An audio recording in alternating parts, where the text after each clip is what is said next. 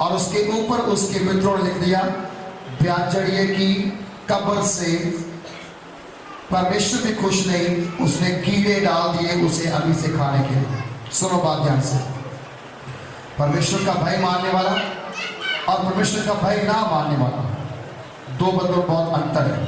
क्या आप चाहते हैं कि आपकी जिंदगी नरक में जाए?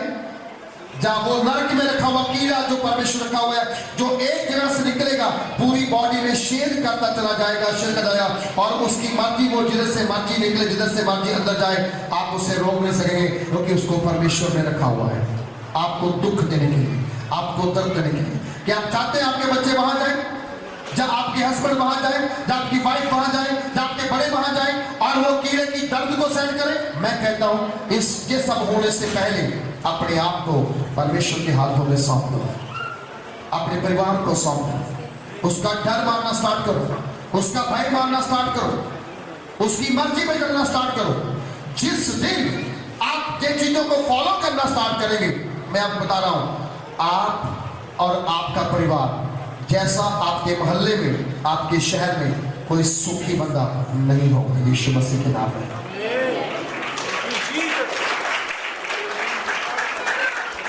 कोई सुखी बंदा नहीं हो सकता।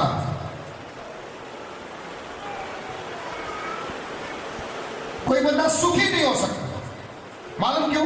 क्योंकि परमेश्वर का भय मानना कितना जरूरी है।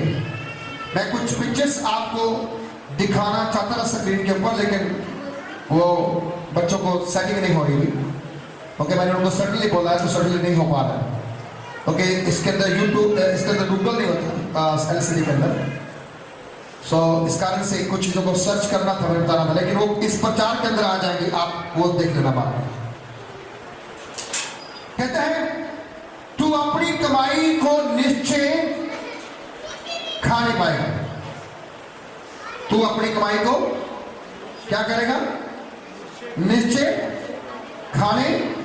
किसको कह रहा है? उस पुरुष को कह रहा है, उस मर्द को कह रहा है जो मर्द प्रभु का भय मानता और उसके मार्गों के डर हमें होना चाहिए परमेश्वर का। जब आप प्रभु के वचन को जानते हैं तो आपको इस बात का डर हो, कुछ भी गलत करने से पहले, कुछ भी गलत बोलने से पहले, कुछ भी गलत सोचने से पहले, कुछ भी गलत लेने से पहले आपको परमेश्वर की आंखें देख रही हैं, इस बात का डर होना चाहिए। तुम समझा रहे? कुछ भी गलत बोलने से पहले, गलत सुनने से पहले, गलत देखने से पहले, गलत करने से पहले आपको इस बात का डर हो, परमेश्वर ने अपने कैमरे तुम्हारे ऊपर लगाए हुए हैं।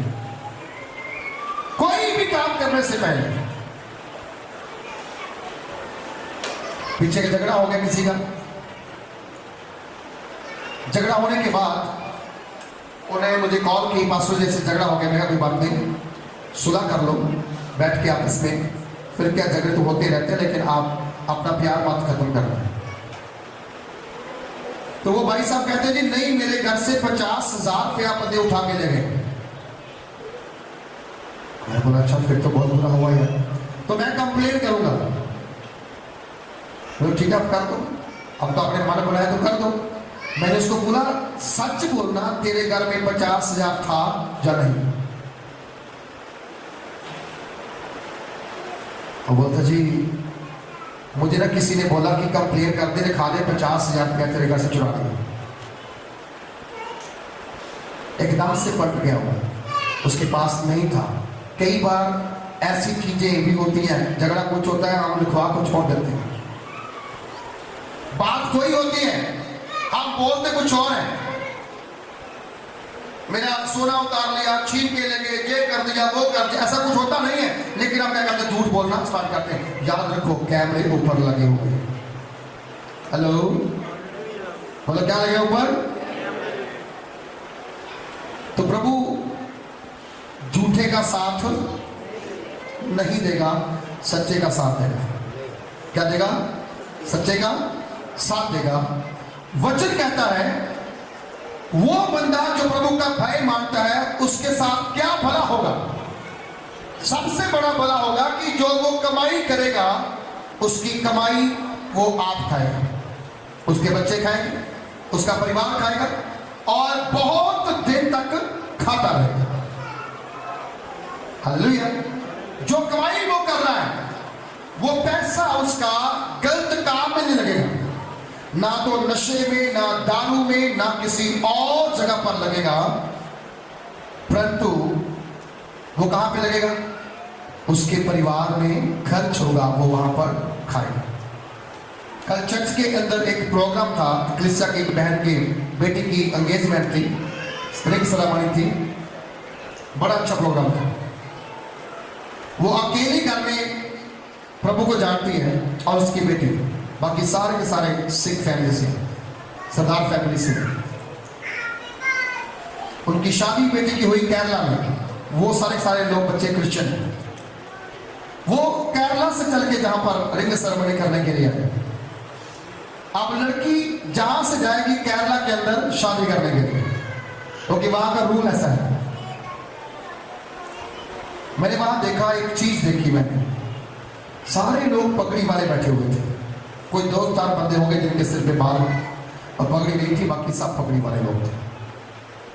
उन्होंने सारा प्रबंध किया हुआ था, खाने का, पीने का, हर चीज का, डीजे भी था, लेकिन वहां पर दारू नहीं थी।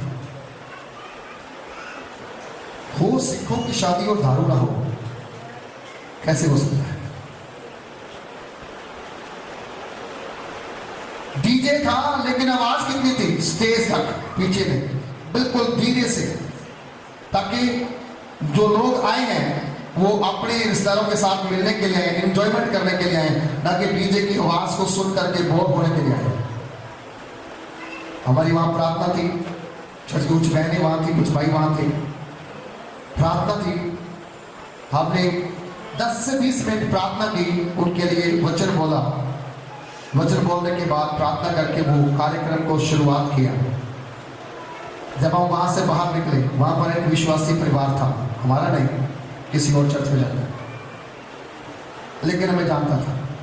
वो सबसे पहले जाके मुझे जैमसी की बोल के मेरे पाँव को छू लिया। सब लोग अंदर खाना खा रहे हैं, कोई दारू नहीं चल रही, कोई नशा नहीं अंदर, क्योंकि अलाउ नहीं था, उन्होंने रखा ही नहीं था। ये विश्वासी बंदा बाहर बह के दारू पी, मतलब क्या नमूना है हमारे लोगों का।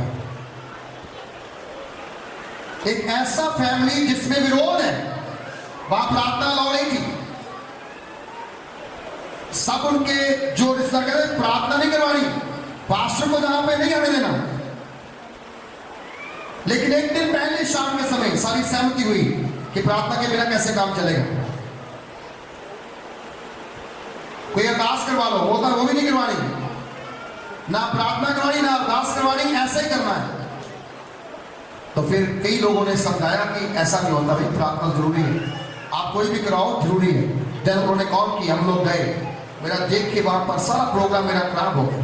जब आप वापस आए ना, इतनी अंदर शांति, इतना अंदर अच्छा प्रोग्राम। जो लोग दारू के बिना एक कदम नहीं उठा सकते, वो लोग नहीं पी रहे, एक मसीह बंदा बाहर पी रहे। अंदर एसी हॉल में लोग बैठे, वो बाहर धूप में बैठे पी रहे, गर्मी के, क्योंकि हम परमेश्वर को वो समय नहीं दे पा रहे जो देना चाहिए।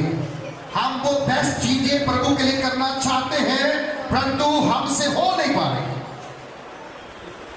हालेलुया, जोर से बोले हालेलुया। आप ध्यान से सुने कि उस गवाही वहां पर किसकी खराब हुई है? प्रभु यीशु मसीह के नाम की खराब हुई। एक बंदा अंदर बड़े, जिसके सारे विरोधी हैं, वो कह रहे हैं कि जे काम ने जहां पर होगा। दूसरा बंदा पल्लो ला करके बाहर पी रहा है, वही किसी खराब हो रही है। हम सबकी गवाही खराब हो रही। ऐसा काम क्यों कर रहे हैं? अभी कैमरा लगा है ऊपर, सब कुछ देख रहा है, फिर भी हम लोग सोच रहे हैं क्या होने वाला है। तो वचन कहता है तू अपनी कमाई को निश्चय खा नहीं पाएगा। एक बात को ध्यान रखना, रिश्तेदार आएंगे जाएंगे, खाएंगे पिएंगे, अच्छा खिलाया तो भी आपके खिलाफ रहेंगे, अच्छा नहीं खिलाया तो भी आपके खिलाफ रहेंगे। उनको कमियां निकालने का मन है, वो कमियां निकालते जाएंगे। बोलो, उन्हें क्या है? कमियां निकालने का मन है, वो कमियां निकालते जाएंगे। लेकिन आप याद रखना, अगर आप सच्चे मसीह हैं तो परवाह मत करना। बोलो क्या मत करना? सारे बोलो क्या मत करना? परवाह मत करना। अगर कोई एक रिश्तेदार आपको गलत करने के लिए कहता है और आप नहीं करते, आपसे वो रूठ के गुस्सा होकर जाता है, याद रखना परमेश्वर हजारों परिवार आपके साथ खड़ा करेगा, आपको एंजॉय करने के लिए, आपको सेलिब्रेट करने के लिए। क्योंकि बाइबल में लिखा गया है, परमेश्वर का वचन कहता है भय मारने की आशीष क्या? पहली तेरी कमाई बाहर नहीं जाएगी, ठेके में नहीं जाएगी, नशे में नहीं जाएगी, वो नाचने वालों की वो फेंकने के लिए नहीं जाएगी। कितना पैसा हम पैसे फालतू फेंक देते हैं। कोई गरीब आए ना मांगने के लिए, हम धक्का मार के बाहर निकालते हैं, लेकिन वहां पर हम अपनी शो अप करने के लिए, टॉप बनाने के लिए फेंकते जाते हैं। पैसा किसका है? पैसा किसका है जी? पैसा परमेश्वर है। इसके ऊपर एक बात लिखी हुई है। कहां लिखी हुई है? आ जाएगी सामने, इधर लिखी हुई।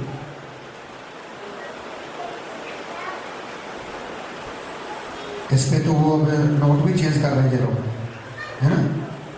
लेकिन एक कदम स्वच्छता की ओर, मतलब एक कदम बढ़ाएंगे साफ सुथरा होने के लिए। पैसा कहाँ यूज करना है? साफ सुथरा जीवन। बोलो, साफ सुथरा जीवन जीने के लिए। वो कैसे जी पाएंगे? जब कोई बुराई नहीं करेंगे आप, जब कोई पाप नहीं करेंगे आप, जब कोई गुनाह नहीं करेंगे आप, तो पैसा कैसा होगा? साफ रहेगा ना। अगर आप रोज दारू पिएंगे तो पैसा कहाँ जाएगा? दारू के पास दारू पी के क्या करेंगे? आप गाली निकालेंगे, मारपीट करेंगे, झगड़ा करेंगे, तो क्या करेंगे फिर आप? गंदगी गोबर पड़ेंगे। तो इसके ऊपर पहले आता था सत्यमेव जयते, सच की जीत है। क्या है? सच की जीत है। लेकिन अब थोड़ा चेंज कर दिया नए रोडों के ऊपर, लेकिन अच्छा है। एक कदम साफ सुथरा जीवन, क्या करने के लिए? जीने के लिए। सारे बोलो क्या करने के लिए? बोलो क्या करने के लिए? जीने के लिए। हालेलुया। तो अपनी कमाई नीचे खा नहीं पाएगा, तू धन्य होगा और तेरा क्या होगा? भला। बेटा तू आशीषित होगा और तेरा भला होगा। तू धन्य होगा और तेरा क्या होगा? भला होगा। कितनी कलीसिया के लोग डेली ये प्रार्थना करते हैं, प्रभु तेरा धन्यवाद हो, तूने मुझे रोटी दी, तूने मुझे खाना दिया, मुझे चाय दी, मुझे पानी दिया, मुझे वस्त्र दिया, मुझे पंखा दिया, मुझे घर दिया, मुझे जॉब दी, मुझे काम दिया, मुझे बच्चे दिए। कितने लोग धन्यवाद करते हैं? बहुत कम करते होंगे। करना चाहिए। बोलो क्या करना चाहिए हमें? हेलो, करना चाहिए हमें। करने से बरकत है, ना करने से बरकत नहीं। ना शुक्र नहीं बनना कि जो मर्जी आ जाए, प्रभु कोई बात नहीं, तूने तो दिया, मैंने कमाया है, मेरा है, मैंने कमाया है, मैंने बनाया है। भैया आपको कैसे बनाया? अगर हाथ ना होते तो कैसे बना पाते? आंखें ना होती तो कैसे काम कर पाते? टांगी ना होती तो कैसे काम कर पाते? पहले प्रभु ने तुम्हें परफेक्ट बनाया, संपूर्ण बनाया, फिर तू कुछ बना सकता है। इसलिए क्या करना? अपने सारे शरीर को परमेश्वर का पवित्र मंदिर बनाना है। क्या करना? पवित्र मंदिर बनाना है। और क्या कहता है उसके साथ? वो कहता है तू धन्य होगा और तेरा भला होगा। तीसरी आयत के अंदर एक बहुत खास चीज लिखी हुई है, जो मैं जहां लेकिन दिखा नहीं पा रहे हम लोग। कोई बात नहीं, जब प्रचार आएगा आप उसमें आप देख लेना। तेरे घर के भीतर तेरी स्त्री फलवंत दाखलता सी होगी। तेरे घर के अंदर, तेरे परिवार के बीच में तेरी औरत, तेरी पत्नी क्या होगी? फलदार। बोलो क्या होगी जी? बोलो क्या होगी? अच्छा, कितनी बहनों के पास बच्चे हैं? और बहुत से बहन हाथ उठा। हाँ, बच्चे हैं ना जिनके पास नहीं है, परमेश्वर उनका मार्ग खोल देगा, उनको ब्लेस करेगा। आमीन। वचन कहता है औरत फायदा, मतलब बच्चों वाली मां। बोलो कौन सी मां? बच्चों वाली मां। जिसके पास बेटे हैं, जिसके पास बेटियां हैं,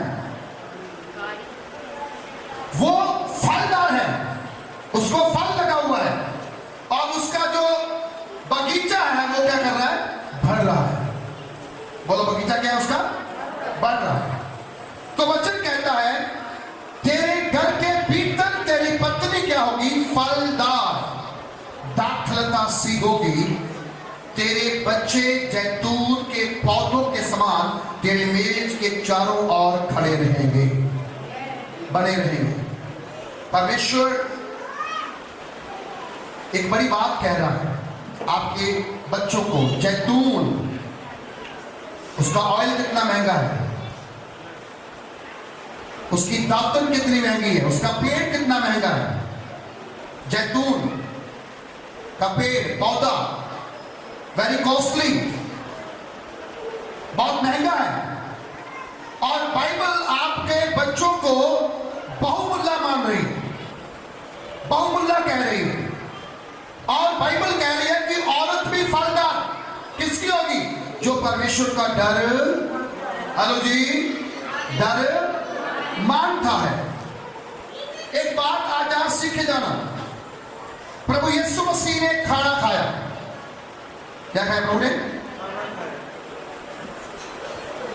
कहां खाया? बैठ के टेबल के ऊपर। बोलो कहां खाया? उसके इस साइड भी चेले थे और इस साइड भी चेले थे। प्रभु की चेयर सेंटर में थी और उसके चेले क्या थे? उसके आगे पीछे। जो इधर बैठ सके बैठ के, कुछ आगे बैठ के, मतलब चारों ओर टेबल के ऊपर थे, चारों ओर। क्या करने के लिए? खाना खाने के लिए। बोलो क्या करने के लिए? हेलो, क्या करने के लिए? डाइनिंग टेबल कहां से निकल के बाहर आई? बाइबल से निकल के बाहर आई। प्रभु यीशु मसीह ने सबसे पहली बार डाइनिंग टेबल के ऊपर चेलों के साथ खाना खाया। और आज हर धर्म के घरों में एक डाइनिंग टेबल है। वो लोग सारे के सारे हैं, यूज नहीं करते, खाना नहीं वहां खाते।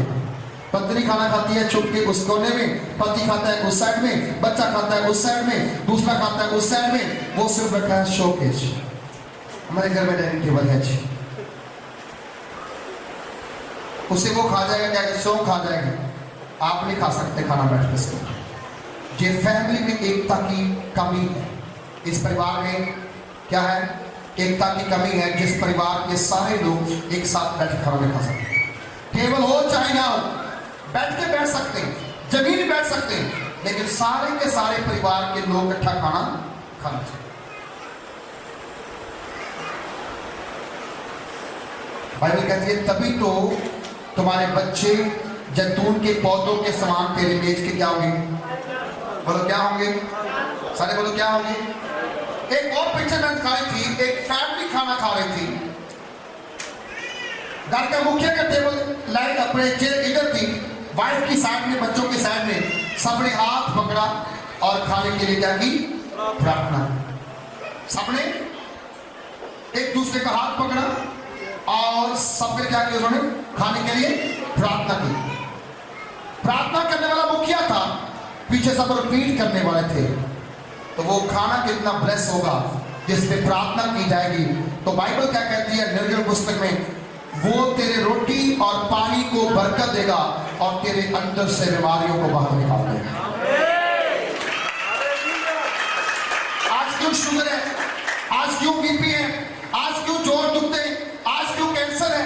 आज क्यों टीबी है? आज क्यों प्रॉब्लम है? रीजन है कि हम इकट्ठे बैठ के ब्लेसिंग नहीं मांगते फोन पर। जिसका जब जीता है तब वो तभी खा लेता है। वो मसीह जिंदगी का असूल नहीं, असूल नहीं, उसे बनाना पड़ेगा। आप कितने बिजी क्यों ना हो, ब्रेकफास्ट के टाइम ब्रेकफास्ट रेडी करो, बाकी खाना बाद में बनता रहेगा। पहले सब बैठो, खाओ, एक साथ प्रार्थना करो, फिर बाकी काम में लग जाओ। लंच आता है, मान लो कुछ लोग बाहर काम करते हैं, जो घर में है वह इकट्ठे खाओ। डिनर करना है, मान लो कुछ लोग की ड्यूटी नाइट की है, जहाँ कहीं बाहर गए हैं, तो वो बाकी जो है वो बैठ के खाना खाओ। जब खाएंगे हाथ पकड़ो, प्रार्थना करो, मालूम क्या होगा, उसके ऊपर आशीष आएगी। कभी तुम्हारे पेट में दर्द नहीं, कभी तुम्हारे सीने में दर्द नहीं, कभी तुम्हारी हड्डियां कमजोर नहीं, कभी तुम्हारी नाड़ियां कमजोर नहीं, क्योंकि उस खाने के ऊपर परमेश्वर की आशीष आ चुकी है, खुदा की ब्लेसिंग आ चुकी है, उसमें हीलिंग का वरदान आ चुका है। और जब आप प्रेयर करते हैं, हर चीज जो नुकसानदायक है वो खाने से बाहर निकल, हेलो, खाने से बाहर, कहां लिखा हुआ है? आप जब मरकुस की अंजील पढ़ते हैं, उसके 16 अध्याय को पढ़ के देखना, वहां उसने कहा वो अगर कोई जहर वाली चीज भी पी लेंगे तो, कौन सी चीज? जहर वाली, सारे बोले कौन सी? जहर वाली चीज। उनका कुछ नहीं, बोलो उनका कुछ नहीं। क्यों बोला? उन्होंने पहले फूड को ब्लेस कर दिया है और विश्वास कर लिया है, इसके अंदर सारी हानिकारक चीजें कहां गई? सारी बाहर जा चुकी है। तो कई लोग क्या करते हैं, खाना आया, उठाया, अंदर गया, गैस नहीं बननी सी, गैस से पहले कटी नहीं, रोटी तो बनी गैस से पर तो बात हुई, कटी नहीं प्रार्थना करके। समझा रहे कि नहीं? आजकल कौन सी रोटी लकड़ी के ऊपर बनती है, कौन सी गोबर के ऊपर बनती है? बनती किसके ऊपर है? गैस के ऊपर। कुछ लोग तो गैस के ऊपर रोटी सेकते हैं, तवे के ऊपर नहीं, गैस के ऊपर। ज्यादा गैस उसका न जाएगा तो फिर बीमारी होगी, तकलीफ होगी, जहर खाओगे तो कुछ ना कुछ होगा। लेकिन यदि आप प्रभु का वचन पढ़ेंगे तो बाइबल कहती है आपको बहुत सावधानी बरतनी होगी एक मसीह जीवन को सफल जीवन जीने की। अपनी जीभ पर कंट्रोल करना होगा, अपने मुंह पे कंट्रोल करना होगा, अपनी आंखों पे कंट्रोल करना होगा, अपने हाथों पे कंट्रोल, अपने पांव पे कंट्रोल करना होगा। जब करेंगे उसका रिजल्ट आप खुद देखेंगे यीशु मसीह के नाम में। तेरे बच्चे तेरी मेज के चारों ओर तेरे बालक जलपाई के पौधों के समान। पंजाबी कहता है जैतून, हिंदी कहते हैं जलपाई। जलपाई और हिंदी में जलपाई और जैतून आता है पंजाबी के अंदर। एक ओलाइन ट्रीज। नंबर 4 में कहता है सुन, जो पुरुष यहोवा का भय मानता है वह ऐसी आशीष प्राप्त करेगा। परिवार आशीषित होना चाहिए। कैसे? घर का मुखिया परमेश्वर का भय मानना स्टार्ट करे। घर का बड़ा जो है प्रभु की आज्ञा में रहना शुरू करे। मैं अपने परिवार को हमेशा डांटता हूं इस बात के लिए कि तुम लेट क्यों हो। जब तुम्हें मालूम है चर्च का टाइम 9 बजे है, तुम्हारा काम 9 बजे खत्म क्यों नहीं होगा? तुम 9 बजे स्टेज के ऊपर क्यों नहीं? तुम 9 बजे चर्च के अंदर क्यों नहीं? तुम्हारा 9 बजे तुम्हारा अपना काम स्टार्ट क्यों नहीं किया? क्योंकि मैं डांटता हूं इसलिए हूं क्योंकि मुझे देरी पसंद नहीं है। जब यीशु आएगा, जब ये नीचे रह जाएंगे क्या करेंगे? तो देरी आज है, वही देरी यीशु के आने के समय भी हो सकती है। वो आलसीपन हमारे अंदर वैसे ही रह पाएगा। कलीसिया को नहीं कह सकते, कलीसिया गुस्सा कर लेती, कहते हो हमें बोला। हम अपने परिवार को सीधा करेंगे, आपको नहीं करेंगे। आपको टेढ़ा मेरा चलना चलो, लेकिन मैं और मेरा घराना प्रभु के साथ उठाया जाए, हमें इस पे फोकस करना है। हालेलुया। एक भाई को पूछा चर्च में क्यों नहीं आते भाई? मेरी ना इधर बड़ी बेइज्जती हुई सी। मैं क्यों? मैं लेट आया सी ते तुसी प्रचार करते पे सारे बंदे मेरे बाद देखने लग गए। तो मैं कहा बेइज्जती वाली कई गल सी भाई, तू स्कूल से लेट जाएगा, तेरे बाद बच्चा देखा स्लाइड है, चर्च खत्म होते आया, तू लेट आके एंट्री करेगा 1 बजे 1:30 बजे, तो लोग फिर तालियां मार के बुलाएंगे, लोग देखेंगे बंदा किधरों आ गया डिस्टर्ब करने वास्ते। फिर आके तो बड़ी भी कुर्सी सी थल्ले बहन सकता सी, बहना बहु बन गया सी, लैनी भी कुर्सी जाना 1 बजे। तो लोग की मेरे वालों देखते मैं तां नहीं आया। मैं कहता धन्यवाद तू नहीं आया भरावा, तेरे ना होर भी खराब हो जाना। तेरे बाद देखिए और भी डेढ़ बजे आने स्टार्ट होने से। कुछ लोगों को इतना गुस्सा लगता है, कुछ भी कह दो उठा मुझे बोला चर्च में नहीं जाऊंगा, ना जाओ मुझे क्या है। आप किसी और चर्च में जाओगे तुम्हारा स्वभाव तो वही रहेगा, तुम्हारी हालत तो वही रहेगी, तुम्हारी आदत तो वही रहेगी। तुम्हें आगे नहीं बढ़ना तो मुझे क्या करना, तुम्हें सही नहीं होना तो मुझे क्या करना, तुम्हें सीखना नहीं तो मुझे क्या करना। मैं तो वचन जो है बाइबल का है, मेरा नहीं है, मैं तो वही बोलूंगा जो इसमें लिखा हुआ है। मुझे मक्खन लगाना नहीं आता। ये तो सीधा का सीधा तलवार है, ये तो काटेगी। सुनो भाई, ये तो काटेगी, ये तो नहीं छोड़ सकती। किसी को कटना है तो ठीक है, नहीं कटना है तो वो तो रास्ता अपना नाम भी देगा साइड में, पर जो कटेगा वो स्वर्ग में जाएगा। वो कहां जाएगा? प्रभु ने क्या कहा? यदि तेरा एक हाथ तुमसे गुनाह करे, क्या करना? हाथ को काट के फेंक देना। क्यों? टुंडा होके स्वर्ग चल जावी, पर गलत हाथ लेके नरक विच ना चल जावी। कहता है तेरी एक आंख गलत देखे या गलत करे, आंख निकाल के फेंक दे, काना होके कहां चला जा? स्वर्ग में चला जा। मतलब बाइबल ऐसा कह रही है। फिर अब मुझे तो मैंने लिखी नहीं, आप ये लिखी हुई। तो प्रभु कह रहा है कि देख वो पुरुष जो यहोवा का भय मानता और उसके मार्गों पे चलता है, उसके मार्गों पे चलता है, क्या करेगा वो? ऐसी ही आशीष पाएगा। कैसी आशीष? उसके बच्चे उसके टेबल के चारों ओर होंगे, वो अपनी कमाई आप खाएगा, उसकी पत्नी क्या होगी? फलदार होगी। सारे बोलो क्या होगी?